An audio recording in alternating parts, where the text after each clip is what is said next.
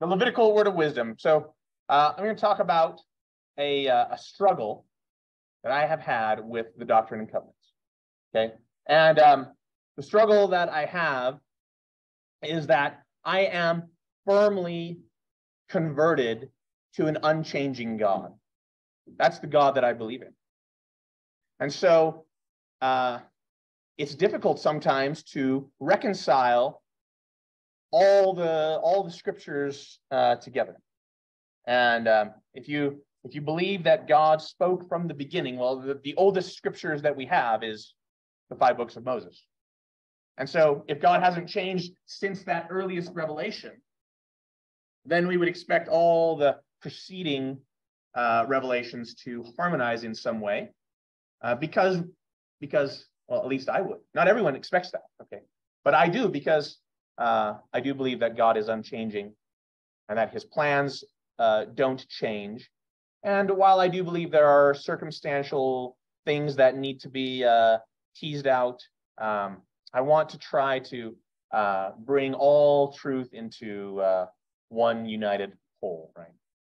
So here's the difficulty. Okay, we're going to talk about the word of wisdom, and there's some things in the word of wisdom that seem to, in my mind, in times past, and maybe in some of your minds, kind of contradict, the good old way that Father Abraham lived, where he had these 3 messengers, 3 visitors in the heat of the day, and he immediately goes out and kills a calf in the heat of the day. This is not in wintertime or cold or famine, right? So how do we, was that pleasing to God, what Abram did? Oh, absolutely. Doesn't say he ate it. Seemed happy with it. Yeah, very good. Thank you. Okay, right? And then we have things like this. Exodus 12, Moses called all the elders of Israel and said to them, draw out and take you a lamb according to your families and kill the Passover. Do this forever. This is in the springtime. How long's forever? Long time. Yeah. Okay. So, and there's other verses in the scriptures, other verses in the word of wisdom we'll talk about. And they seem to be at odds. But Joseph Smith famously said, by proving contraries, truth is made manifest. And so I think when we find a contradiction, it's not something to lose faith over. We hear sometimes about putting things on a shelf, and I don't think that's necessarily the right thing either. Although I think that's better than just throwing the baby out with the bathwater. But I think the right thing to do is to pull that thing down from the shelf and figure out this puzzle, right? Because it is a puzzle. A paradox. Yeah, thank you. So let's not be frustrated by what seem to be contradictions. Okay. Now, the word of wisdom is directly connected in its promises to the Torah, to the Tanakh, to the Old Testament. Okay, we have the promise at the end that those who do the word of wisdom and keep the commandments, then it quotes Isaiah. It says they shall run and not be weary, walk and not faint. The word of wisdom goes on to talk about wisdom and treasures of knowledge. So, that's, I would say, so here we have Isaiah, the prophets.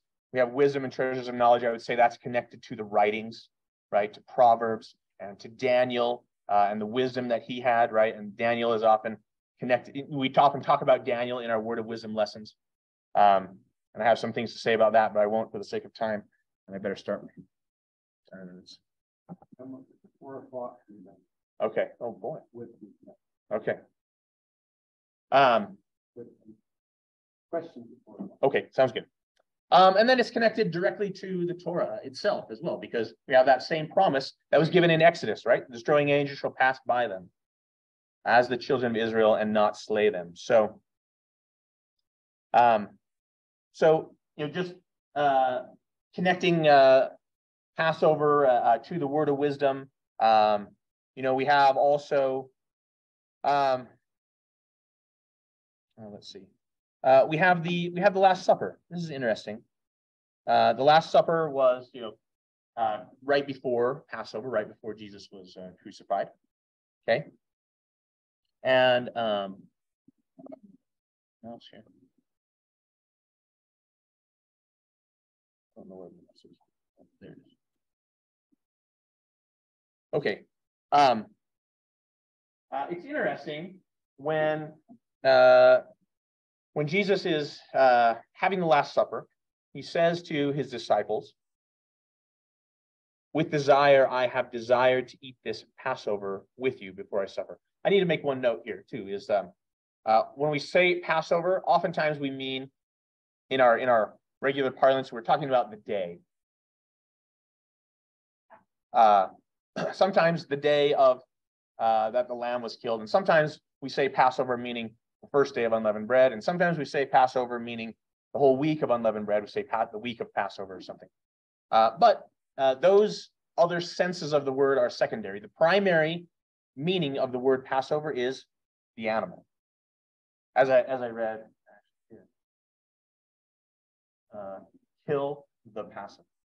The Passover is the lamb or the goat, if you didn't have a lamb. So that's why Jesus says, "I have desired to eat this Passover," not like observe this Passover. I want to eat this Passover with you, but I will not anymore eat thereof until it be fulfilled, which is written in the prophets concerning me. Then I will partake of you. That part that's in italics, that's Joseph Smith translation, Joseph Smith commentary. So when Christians read this, they might be excused for thinking that the Passover is done away. But when we read what Joseph Smith said about it, and you don't need that, you can pick it up from what Jesus said as well. But this makes it more clear that the Passover is not done away, and Jesus expects to eat it, like eat the meat in the spring, not in the winter, cold, or famine. So that seems to be a problem. Now, it's important when we're talking about words that we define them and we agree on their definition. So just as an example, if I say scripture, okay, or canon or whatever, right, then all these people are going to disagree. Okay. For Jews, they have the Old Testament, what we call the Old Testament. They call it the Tanakh. They also have something called the Talmud, which is it's considered authoritative, even more authoritative sometimes than the Old Testament.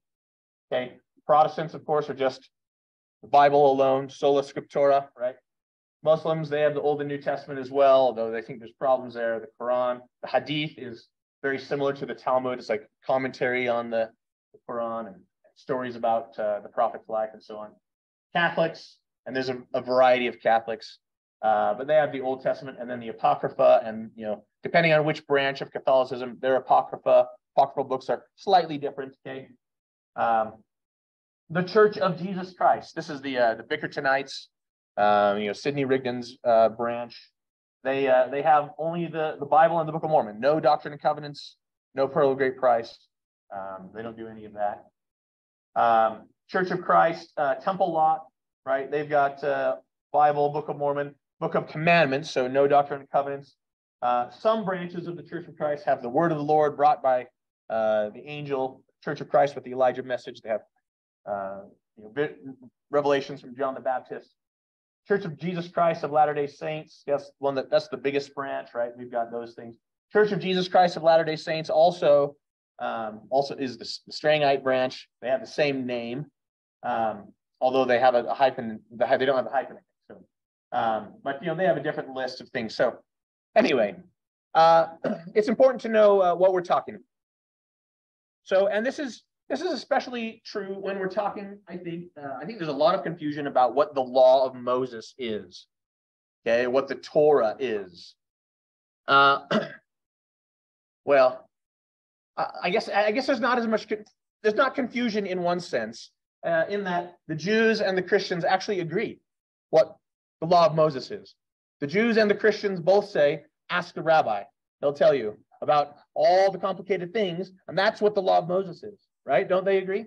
Those of you who know. But there's a little bit of confusion there because that's not what the scriptures say the law of Moses is. Now, although Jews and Christians both agree what the law of Moses is, their view is confused, right? You ask the evangelical Christian, and they will say things like, it's a curse, it's complicated, it was a burden, it was a penalty, it's impossible, and what was that? Lower law. The lower law, yes, all those things, right? But you ask the rabbi, and they might quote to you Psalm 19. They'll say, the law of the Lord is perfect, converting the soul, sure, making wise the simple, right, rejoicing the heart, pure, enlightening the eyes, clean, enduring forever, true and righteous altogether, more to be desired than gold, sweeter also than honey and the honey. When's the last time someone talked to you about the law of Moses and said, sweeter than honeycomb? I heard someone snort over there. Yeah, no, we say, oh, yuck, right? I mean, and maybe if you don't say that now, that's maybe what you grew up saying. That's what I grew up saying, sort of. Although I told a little bit of my story earlier, it was kind of a mixed thing in my house. But anyway, Moses didn't think the law was a curse. He said keeping the law would be the wisdom and the understanding of Israel in the eyes of the nations. He said observing the law would be the righteousness of Israel.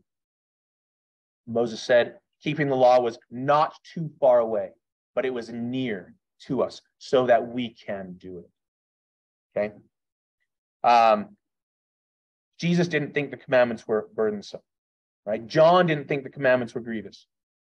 And yet, Jesus did teach that the law of Moses, as defined by the scribes and Pharisees,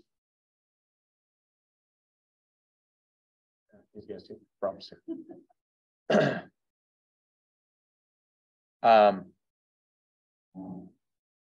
The law, as described by these guys, would nullify the commandments of God by the force of their tradition. So when we think of Judaism, we're actually thinking of rabbinical Judaism. Rabbinical Judaism is the modern descendant of the Pharisees. So when you think about the law of Moses and how complicated and awful it is, you have to realize that you are thinking of the Pharisaical view of the law. Jesus was not a rabbinical Jew. Jesus was not a Pharisaical Jew. Jesus was a Karaite Jew. All right, so technically, Karaite has a specific meaning, and any Karaite who heard me say that would certainly disagree. But what is a Karaite Jew? Karaite Jews are Jews who just believe that the scripture is the law, and all this commentary by the rabbis and their disagreements and arguments is interesting and maybe even useful, but not binding. And this is all of the complicated stuff that Jesus was constantly chiding the Pharisees about. Your traditions. So, Karaite means those who read, right? Those who read the word for themselves. And so this is a beautiful thing. We want the law, and this is religious or civil. We want the law to be written. We want everyone to be able to read it, and we don't want people in charge who just make decrees or rule by whims and by decrees. We want even our rulers. We want them to follow the law as well. That's what a Karaite is. So Joseph Fielding Smith famously said, if what has been said is in conflict with what the Lord has revealed, you can set it aside. If Joseph Fielding Smith writes something which is out of harmony with the revelations, then every member of the church is duty bound to reject it. If he writes that which is in perfect harmony with the revealed word of the Lord, then it should be accepted. So, famous quote, probably all heard that before. There's many more examples of presidents and apostles saying things like this, and a lot of them are in the book there. But okay, there is another large matter of misunderstanding, and so I'm going to disagree with some of the other speakers today a little bit about this. And that is the nature of the curse that occurred at Sinai. So I think we all agree that there was a curse on the Israelites. But there's two hypotheses about the nature of the curse, and they are redaction and replacement. Okay, so the first hypothesis, we'll go with replacement first. Replacement postulates that the first set of tablets contained the higher and only the higher law, and that when Moses came down from the mountain and found the people worshiping with the golden calf and debauching themselves, that those first tablets were broken, and then as a replacement for that, the lower law was given. So higher law was given first. They sinned. It was replaced with the lower law, and therefore, which was a punishment, right? And therefore, the lower law itself is the curse, or at least the mechanism by which the curse was imposed. Okay. The second hypothesis is redaction, and this hypothesis goes like this: that when the first set of tablets was given, it contained both the higher and the lower law together, both the Aaronic and Melchizedek pieces together. And then when Israel sinned, the higher law was removed and the lower law remained. Therefore, in this hypothesis, the curse was not the lower law, the curse was the removal of the higher law, while the lower law continued, right? They weren't ready for everything, but they got to keep some. But they were both given together. Okay, I belabored the point. So we want to test these hypotheses. Okay, so we're going to look at the scriptures and see what do the scriptures say about the nature of the curse that occurred as a result of the sin at the foot of Mount Sinai. So here's the first one. Deuteronomy chapter 10, 1 and 2. At that time, Jehovah said unto me, hew thee 2 tables of stone like unto the first, and I will write on the tables the words that were on the first tables, which thou breakest, save, meaning except for, the words of the everlasting covenant of the holy priesthood. Okay? Does that sound like replacement or redaction? Looks like redaction to me. Okay. All right. All right, Exodus 34. And Jehovah said unto Moses, hew thee 2 other tables of stone like unto the first, and I will write upon them also the words of the law, according as they were written at the first, on the tables which thou breakest, but it shall not be according to the first. How so? For I will take away the priesthood out of their midst. Therefore my holy order and the ordinance thereof shall not go before them, or my presence shall not go in their midst, lest I destroy them. Replacement or redaction? I would say redaction. Okay. All right. In the Doctrine and Covenants, that's the theme for this year, tying these things together, right? Section 84. Therefore, he took Moses out of the midst, and the holy priesthood also. And the lesser priesthood wasn't given, the lesser priesthood continued. Okay. Which gospel? The lesser priesthood, the gospel of repentance and of baptism, remission of sin, the law of carnal commandments, which the Lord in his wrath caused to continue with the house of Aaron. Okay, so I think that one seems to go there too. Now, there's always an objection though, because wasn't the law added because of transgressions, right? Paul says that. Okay, and we've heard that today a couple of times actually, I think. So that seems to kind of, well, the scales are kind of tipping the other way, and there's a bunch of other things in the New Testament that we could start stacking on there. But we have to be careful because we believe in a God that doesn't contradict himself. We believe in a God who gives revelations that are consistent. And if anything needs to harmonize, ideally we would try to harmonize the New Testament with the Old Testament and not flip things around, right? Okay, it's dangerous. So added because of transgression. So first of all, when, with all the Protestant tradition that we have absorbed, when we hear the law was added because of, we think because of means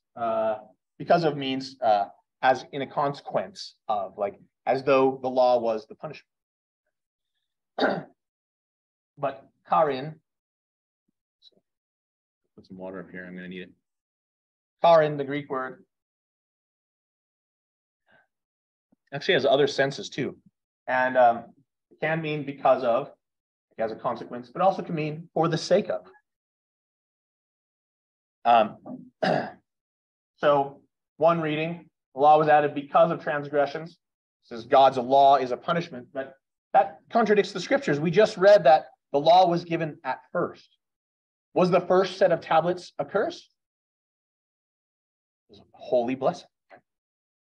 The second way of reading it, the law was added for the sake of transgressions. Then we could understand that God's law is given to deal with sin. In other words, law was given so that we know how to deal with sins. When someone steals, what do you do? When someone murders, what do you do? When adultery, what do you do? What is righteousness? How can we avoid sin in the first place? This is what the law was given for, is for the sake of transgressions, so that we know how to deal with them, both to punish and correct, and also to avoid. Okay, there's another piece of this, added because of transgression. What transgressions? And again, there's some Greek and Roman reason why we think that when it says transgressions, it means this. Why do we think that?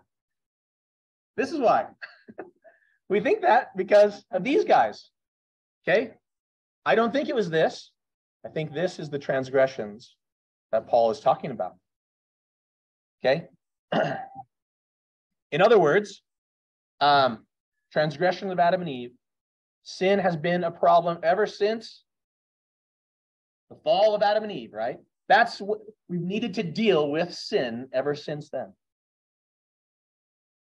So there's a couple of kind of evidences for this. One is, you read the rest of Galatians 3:19, it says, the law was added because of transgressions till the seed who should come, to whom the promise was made. So what kind of setting is that? Is that this promised seed? Is that like foot of Mount Sinai stuff? Or is that Garden of Eden stuff? Oh, of course it's Garden of Eden stuff. This is the promised seed, right? The seed of the woman that's going to crush the head of the serpent while his heel is bruised. Plus, for many of you, okay, if you've been to a place like this, you know that these folks, when they get kicked out, then they get the law. And what is the law? Well, they get the law that says, they get the law that's in these books, right? Okay, does that mean that Adam and Eve had the book of Leviticus and Exodus and Doctrine and Covenants, section 59? No, that's not what I'm saying, but they had the information that's in those books, right? Adam had a book, Book of Remembrance. Okay. So let's put that back over there. Thank you. All right, another Joseph Smith. Perhaps our Christian friends will say the gospel and ordinances were not known until the days of John, but we will here look at this point. For our own part, we cannot believe that the ancients in all ages were so ignorant of the system of heaven as many suppose, since all that were ever saved were saved through the power of this great plan of redemption, as much before the coming of Christ as since. If not, then God has had different plans in operation to bring men back to dwell with himself, and this we cannot believe. We don't believe it. Some of us do, but we don't. But some of us do. That's why we're here, hopefully. Now, there is confusing things, though. I admit there's confusing things. It seems like God does have a different plan sometimes. Like here's an example, Doctrine and Covenant example. Thou shalt not commit adultery, and he that committeth adultery and repenteth not shall be cast out, like kicked out of the church. Okay, what about this? No rock pile? Yeah, supposed to be the rock pile. Kicked out of the church? Okay. Why is that? Well, I think the way to understand this is that this is a render to Caesar what is Caesar's and to God what is God's. Jesus and his disciples, they found themselves in a similar situation that we're in. Like we're under Roman rule, basically, symbolically at least. Tracy, where's Tracy? Tracy pointed out to me that the eagle's on top of the flag there. Right? The Roman eagle is even higher than the flag. So Jesus and his disciples, they couldn't fully keep the law because Rome was in charge. And so I think this is just that. This is, what do you do when you're in captivity? When you're in exile, you're not in the land. Okay, so that's my harmonization for those kind of things. You know what else section 42 though says? Right after, like a few verses later, it says, but you know my laws concerning these things given in my scriptures. So do this, but you know what the law says. And you know what the saints did when they left Rome? They came out to Utah. You know what they did? They made adultery a capital crime. So like we know how the contemporaries of Joseph Smith interpreted this. They interpreted it like that because thou knowest my laws concerning these things are in the scriptures. So, and when you have the opportunity to fully implement, then that's what you do. Okay, here's another one. Interesting section or verse. Let all things be done in cleanliness before me. So what does cleanliness mean? We have modern hygienic views on this, but it's dangerous to interpret the scriptures with the vocabulary of the scriptures with modern definitions, isn't it? Yeah, because there's all kinds of things, right? Let's see, sin and righteousness, male and female, marriage, equality, all these words. The scriptures do talk about those things, but if we kind of apply modern definitions, then we rest the scriptures. So what does cleanliness mean in the scriptures? Several things. One, and this is the tie to the word of wisdom, is our diets. Cleanliness in our diets.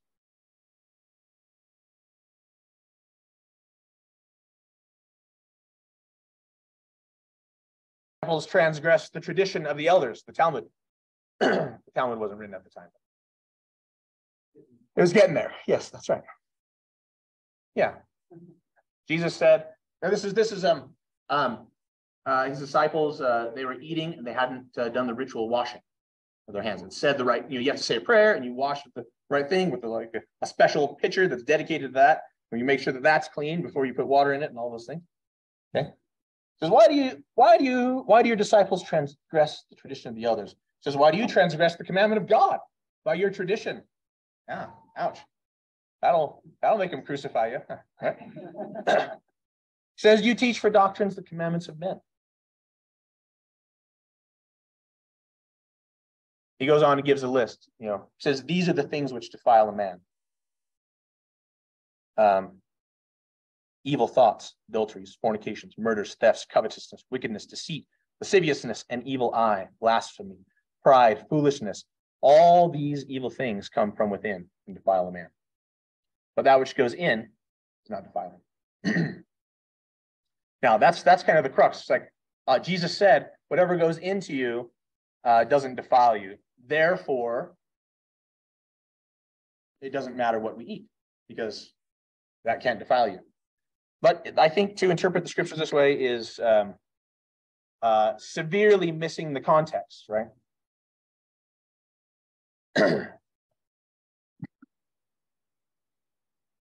This is enough. This is enough for them to stone him. If he had actually said, you know what, those commandments about not eating swine, that doesn't matter. You can go ahead and break those commandments. They would have stoned him on the spot. Okay, that's not what he was talking about. He's talking about food. Okay, food is those things that we are allowed to eat. In other words, Jesus was saying all food is clean, not saying all things are food. So to help this audience understand, it might be like this. Suppose suppose Jesus was with his a bunch of his Mormon pals, okay, and they'd been out hiking or whatever through the Galilean wilderness, and they had their temple garments, and they hadn't washed their temple garments in 2 days.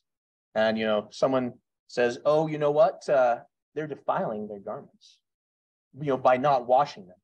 And Jesus says, "That is not what defiles the garments. Nothing that you put on can defile you. It's adultery and covetousness and pride and vanity and all those things that he said, not what you put on. And then not the garments that you wear." And then some run-of-the-mill Christian who doesn't know what Mormons are talking about is like, Jesus said, doesn't matter what garment you wear. So any old promiscuous, tight, revealing thing is totally fine. Anything that the heathens are wearing is totally fine, when that is not what Jesus is talking about. Okay? Just like Jesus is not talking about any old thing that the heathens are eating is fine. That's not what he's saying either. Okay. There's another common misunderstanding, and this was the vision of Peter, right? Amazing thing. We all know it, so I'll just briefly go over it. Peter sees this sheet coming down. There's all these animals in it. It's interesting, actually, to look at the pictures online that you find of this, because the pictures will tell you what the author, the artist is interpreting it. But, Peter hears a voice, "Rise, Peter, kill and eat." Peter says, "Not so, Lord. I've never eaten anything that is common or unclean." It's interesting that Peter gives two categories of things: common and unclean. And then the Lord says, "What God has made clean, do not call common."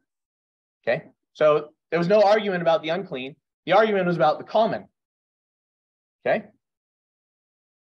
So what are we talking about? We're talking about things that are kosher.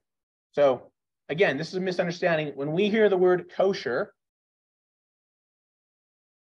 we think pickles, salt. Most people think, or at least I think of, I think of clean. I think that means, sheep and cows, those are good to eat, and swine and horses and snails, those are not kosher. But that's not actually what kosher means. That's part of kosher. Okay, it may be surprising to hear, but according to the Pharisees or the rabbis, not all clean animals are kosher. Kosher includes a multitude of additional rules that must be followed, even for the clean animals to be considered fit for Jewish consumption. Okay, these additional rules are called the laws of shechita. Okay, in order for an animal to be considered fit to eat, it cannot be killed by an average person. So, "Rise, Peter, slay and eat." Can't do it. It would be common. It would not be kosher. Okay, even for Peter to rise and kill a sheep, he wouldn't be able to eat it. It's against the law. The law. Okay.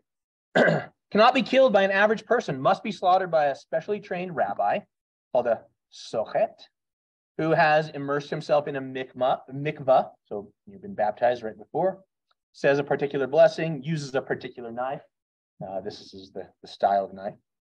With a particular size. It has to be a certain length, depending on the size of the animal you're killing. Okay. Size and shape has to be checked 12 times prior to being used for smoothness along the edge, which is amazingly is more important than sharpness. It has to be smooth. So you could use a butter knife according to the law, but not a sharp knife if it has a nick in it. Okay. Although they do keep them sharp as well. But you can, I don't know where this came from, but whatever the knife is, it cannot be attached to the ground. So, okay. The sochet must inspect the animal for disqualifying features. Clean the neck, with water. Ensure there's no sand or anything like that. Cut in a certain spot, not too high, not too low, not too deep, not too shallow. Without hesitating, if there's any kind of hesitation, the animal is not kosher.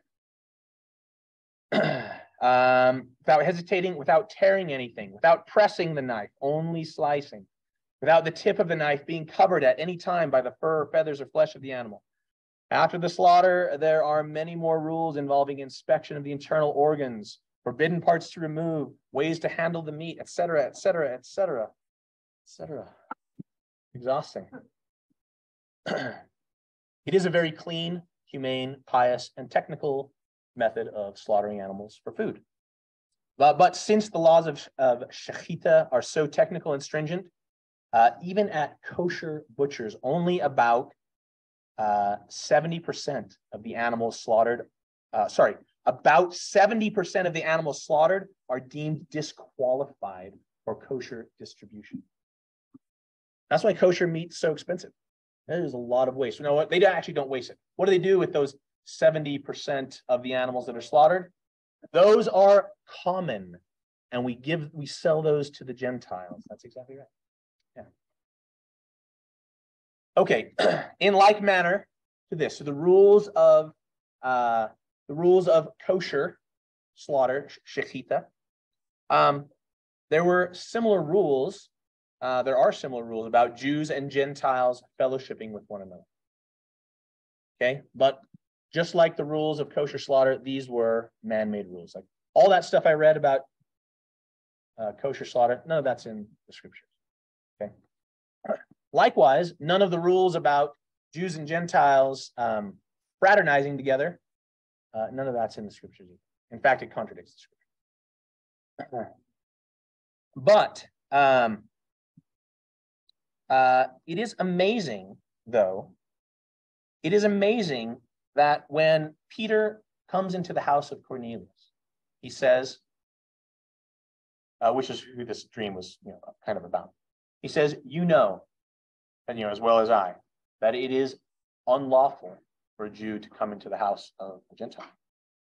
Where is that in the Torah? It's not. So what is he talking about? He's talking about the rules of the rabbis, all those things that Jesus was criticizing them about. Yeah. So there is a debate sometimes about what Peter's vision is about. Is it about, some people say it was about food and now all food is good. And some people say, no, it was about people and now all people are good. And I actually have a third view. I think that Peter's vision was actually about the traditions of the elders. And that happened to touch on both food and people. Okay, he got in one vision a double message. Okay, whatsoever thing I command you, observe to do it. Thou shalt not add thereto nor diminish from it. So, clean eating. I believe in a God that doesn't change. All those rules about commandments, I'll say, about clean eating, I think they still apply.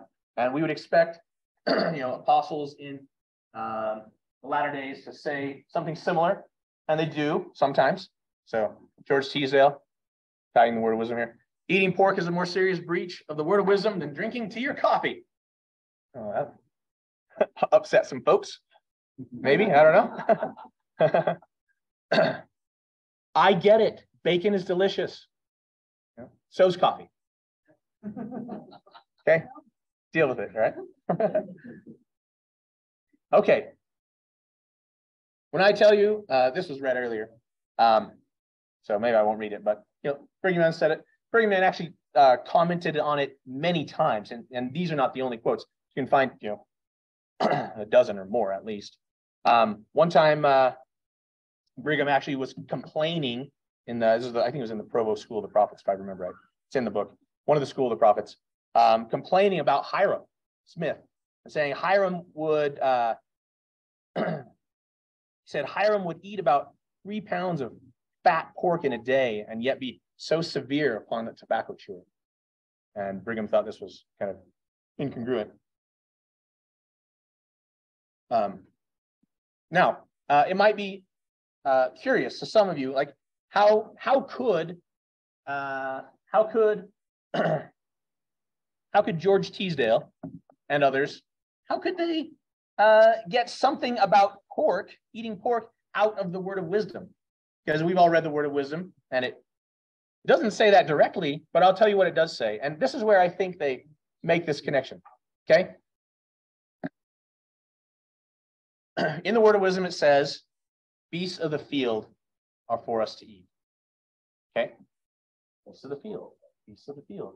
Beasts of the field. That's not a field. That is a pig pen. One of these things is not like the other.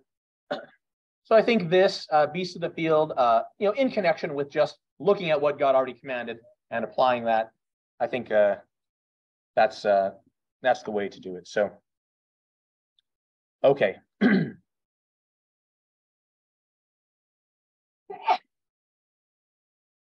I was going to just say a little thing about veganism. Gosh, I'm running out of time here. It's hard to be a vegan and keep the commandments. Okay. A friend of mine, Jeff Foley, some of you know him. He discovered veganism and thinks it's the greatest thing, but he discovered it shortly after he'd been having the Passover and stuff. And then he discovered veganism and thought this was the greatest new thing. And then, but didn't think about the connection until Passover was coming. And he called me up and he's like, Joshua, what do I do? Like, I don't want to eat the lamb because I'm convinced that veganism is the way. I shared a bunch of scriptures with him about Jesus eating fish and honeycomb, neither of which are vegan. And Adam, in the garden, they're sacrificing, or when they're kicked out of the garden, they're sacrificing animals, and they're raising animals, and all these things. And then I was expecting, I sent him a volley of arguments, and I was expecting a volley of arguments back, but instead he said, "I will have a tiny bite." And I thought that was great. I thought that was good. If you ask the rabbis, they'll say that in order to fulfill the commandment, you need to eat something the volume of an olive. That's what they'll say. So, hey.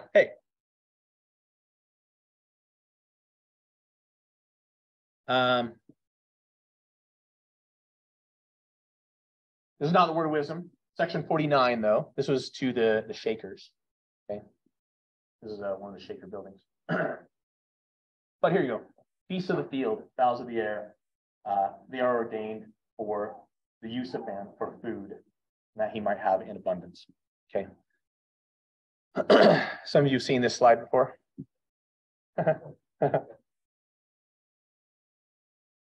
Commas save lives. Let's eat, Grandpa, or let's eat, Grandpa. Okay. So now, section 89, which is the word of wisdom proper. Okay. Verse 13, section 89, there's a comma there in between word used and only.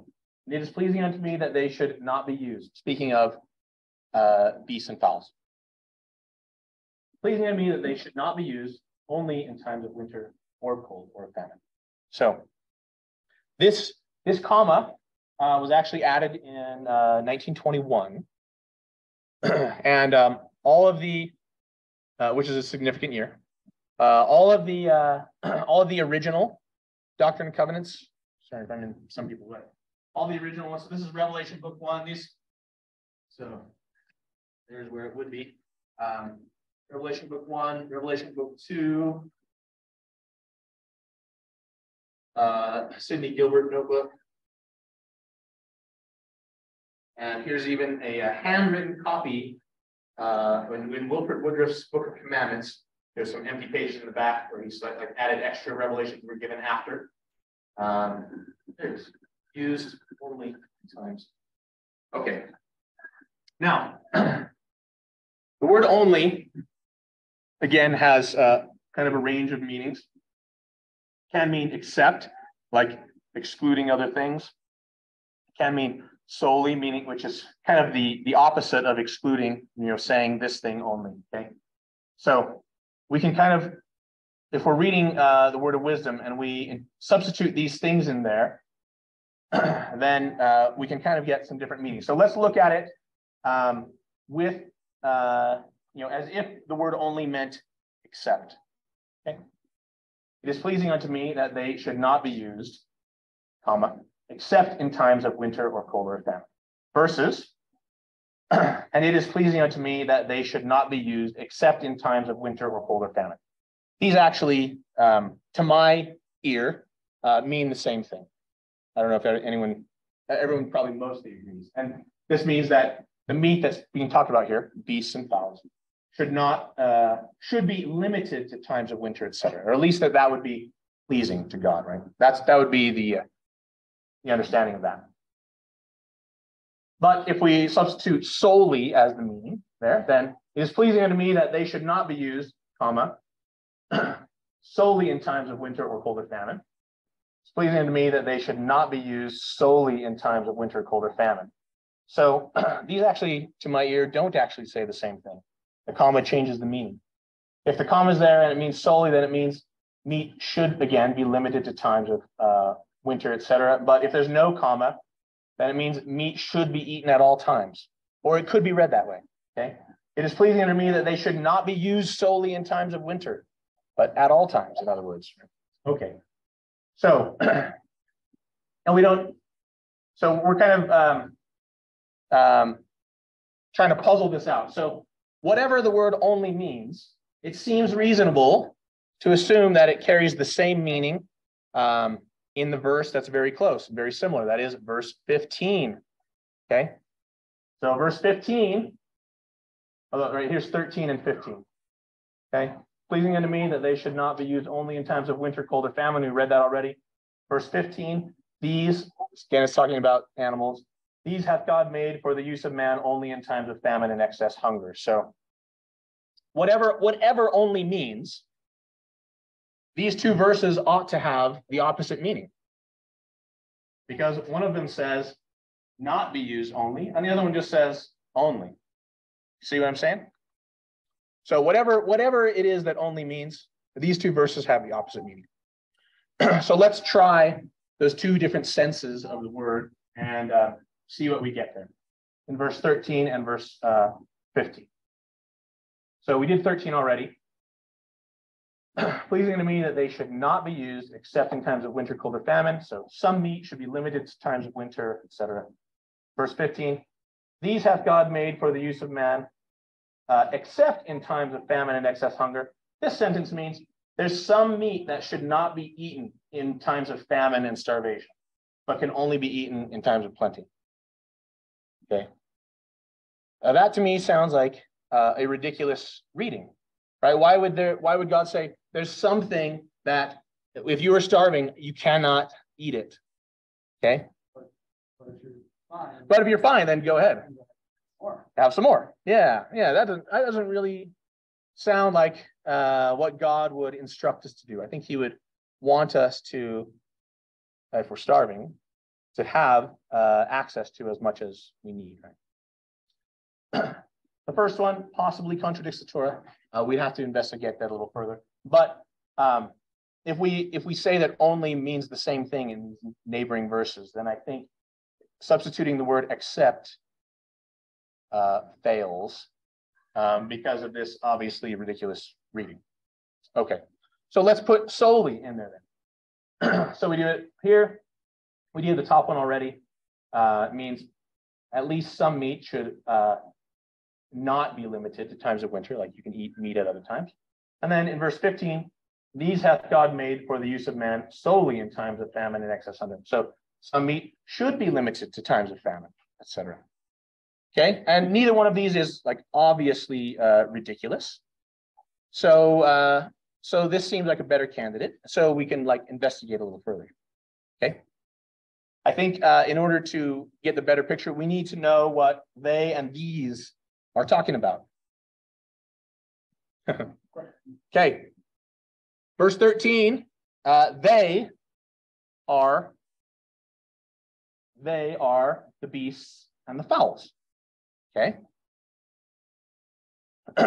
And in section 49, okay, this is not the word of wisdom. Section 49, we got beasts and fowls for food. And but they shouldn't be wasted. Okay. This says they should be used sparingly. This says they should not, beasts and fowls are for food, but should not be wasted. Section 59 says beasts of the field, fowls of the air, they're for food, not to excess, neither by extortion. So again, these are all kind of saying the same thing. These in verse 13 is talking about the beasts and the fowls. So, okay. Now, in verse 15, I already got questions.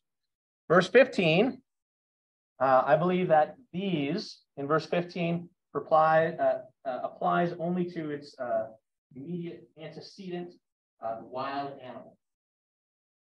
Okay? As opposed to the beasts of the field and the fowls of the air, fowls of heaven. Okay, these means wild animals. Okay, and the beasts of the field and the fowls of heaven, you know, the fowls of the air, these are referring to domesticated versus wild animals.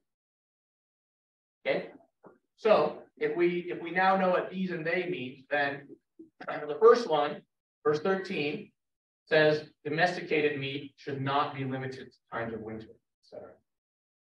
In other words, cows and sheep and doves and turkeys and chickens, these should not be limited. These are available, and again, it's pleasing actually to God. These are eaten at other times, like Passover, for example. Okay, and these, meaning wild animals, God has made for emergency. In other words, we're not supposed to just go out and kill all the deer and just live on wild animals, but they are available. God has placed them there in times of famine, excess hunger, etc. Okay. So now I don't want to confuse anyone. Hunting is definitely not sinful, and the word of wisdom is not talking about sins; it's talking about wisdom. Hunting is specifically allowed in the Torah, but we receive instruction in the scriptures two ways. One is by way of commandment, and the other is by the word of wisdom. Okay, so commandments are usually kind of clear cut: thou shalt not, and then wisdom is stories and the inferences that we make, and the parables, and the poetry, and things like the word of wisdom, which are explicitly given as wisdom. Okay, oftentimes wisdom tells us how to carry out the commandment, sometimes at least. Okay. Now it's interesting. So here's what wisdom, not commandment. Commandment says hunting is not sinful. Wisdom says shepherds are righteous guys, and hunters are wicked guys. I'm not saying hunters are wicked, but I'm saying that the wisdom that the scriptures are giving us is kind of implying that, right? Hunting is allowed. Shepherds are commanded. You have to have flocks and sheep to do the sacrifices that are commanded. Shepherds are commanded. Hunting is. That is what the word of wisdom says. And this actually mirrors the Jewish understanding of this too. So I just picked out this guy because he had a nice quote, but Rabbi Ezekiel Landau, we do not find mention of hunters in scripture except Nimrod and Esau, of course, he's talking about. But no. This hunting then is not the way of the children of Abraham, Isaac. We are sure. Okay, another thing, sparingly. We talked about that a little. You know, if we compare this verse, it says sparingly to in 89 to section 59 and 49. In one sense, it means, you know, to be frugal, not to waste things, right? Even the animals that we are allowed, we don't waste their life. Okay, and I agree with that. Sparingly also has another interesting connotation, that is of salvation, or having to do with salvation, as in this. Okay. And Exodus 12. And when your children say unto you, what do you mean by this service? Meaning having the Passover. You shall say, it is the sacrifice of Yahovah's Passover. For he passed over the houses of the people of Israel in Egypt when he struck the Egyptians, but spared our houses. In other words, the Israelites ate the Passover sparingly, even if that was all they ate all night and gorged themselves with the meat of the animal. They were eating sparingly, you know, in this sense of the word. Okay. So it is interesting that in partaking of wine and meat, both have sacramental significance in both the Torah and actually in the word of wisdom too. You know, if you take this double meaning here. Okay. So here's an example from the Torah. This is what you should do with some of your tithing funds we use to keep the feasts. Thou shalt purchase whatsoever you desire, for oxen or for sheep, for wine or strong drink, or for whatsoever thy soul desireth, and thou shalt eat there before Yahweh thy God, and thou shalt rejoice, thou and thine house. There is a famous Jewish saying, and I'm almost finished here. Ein simcha ela bebesar veyayin. So ein simcha, there is no joy, ela, save for bebesar, in meat, veyayin, and in wine. Now, this is actually a famous misquotation, actually, from the Talmud that I talked about earlier.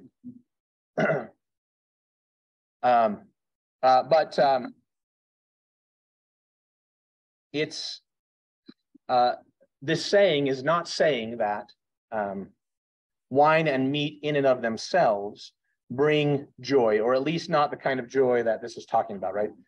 In and of themselves, they bring joy to the belly, right? And the heart, maybe.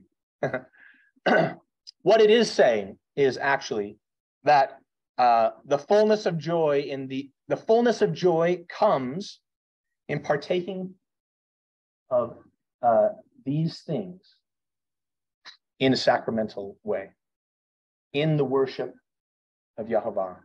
That is pleasing. That is what the word of wisdom says, and that is what the Torah says as well. And that is all I have to say.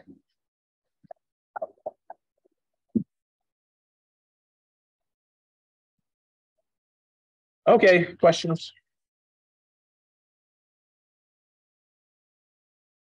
There seems to be a Torah requirement for a Levite to be present for the slaughtering and consumption of tame beasts of the field. Was there evidence in early church history for this? Can we reconcile this in our day? Could you please share your thoughts concerning this? Yeah, my thoughts concerning this are that there isn't actually a requirement for that. And a careful reading, and whoever asked us, we can talk about it more, but I don't think that is a requirement. So.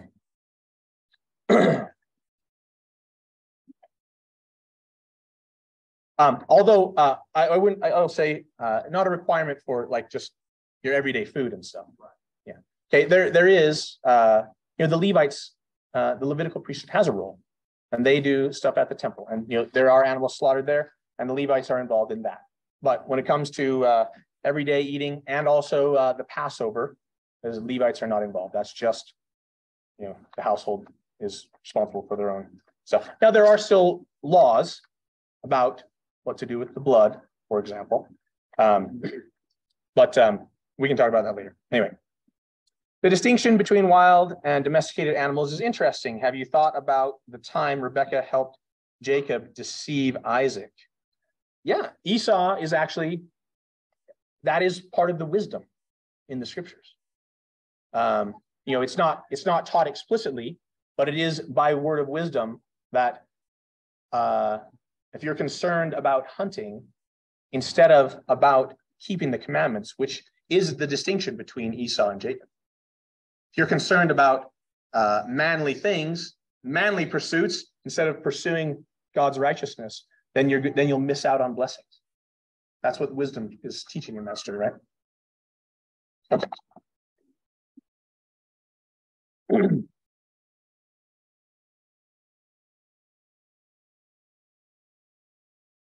When you said the scripture in DNC 89, 80, 86, 89, I think, 13 through 14, does that mean we don't have to be vegetarians? Yes, Carter. It means you do not have to be vegetarian.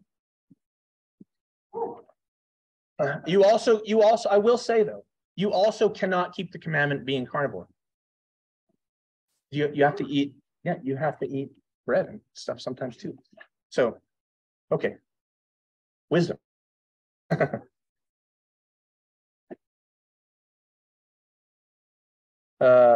I command men, and men obey not. I revoke, and they receive not the blessing.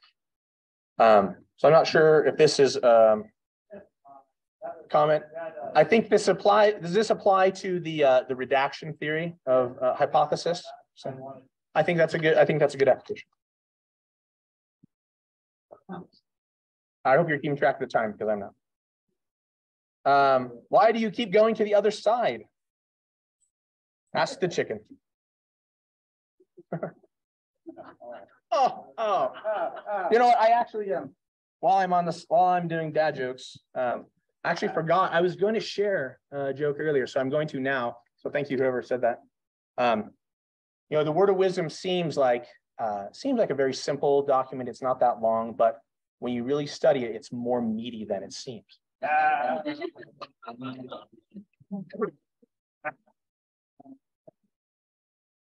Could it be possible that the higher and lower laws were all inclusive? I'm not quite sure what that means, but you know, as far as higher and lower laws, like covering all things in all situations. I think the person was asking if they were basically.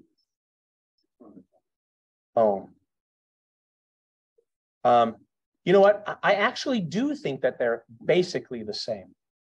I'll explain. I do think that what we commonly call the higher law is actually nothing but an extension of the lower law, of some principle in the lower law, which also is, to me, a testament that you can't. It doesn't even make sense to have only the higher law without the lower. Like they go together. You can have the lower without the higher. I will grant that, but having the higher without the lower is a building without a foundation. Okay, Lehi had a dream about that. Check it out. I think Israel did have In part, yeah, yes, I agree with that. I don't disagree with that. So so the examples. So we read all kinds of things about the mikvah, tevilah, you being immersed, and for the sake of cleanliness, which is not exactly hygiene and not exactly sin. It's clean and unclean, or something in between our concept of hygiene and our concept of sin and repentance. But anyway, the scriptures are full of that in the Old Testament. But then in the New Testament and the Book of Mormon, there's also the higher application of that where it actually does apply to sin. Okay? In the lower law, marriage is a thing. Even plural marriage is a thing. But the higher application of that is sealing. Okay? But you can't just have sealing without marriage, right? So anyway, there are other examples that could be given. We take care of the widows and the orphans and the poor, and then we consecrate. But it's just kind of a spiritual application of the thing that's already there. My boy Kyle actually said something amazing the other day. I'll just share it. We were talking about what we were reading in Doctrine and Covenants 87, I think it was. And there's kind of a discussion of the parable of the sower. Right, the parable of the sower, you all know it, right? Sower went out to sow. Oh no, not that one. Sorry, parable of the field with the wheat and tares. Okay, so it gets planted, and then the evil one comes and sows the tares. And my boy, so that's kind of this spiritual application. Okay, but my boy pointed out the Calvinists are wrong.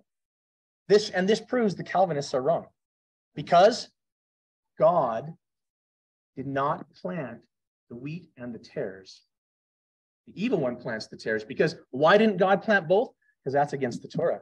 You can't plant mixed seed.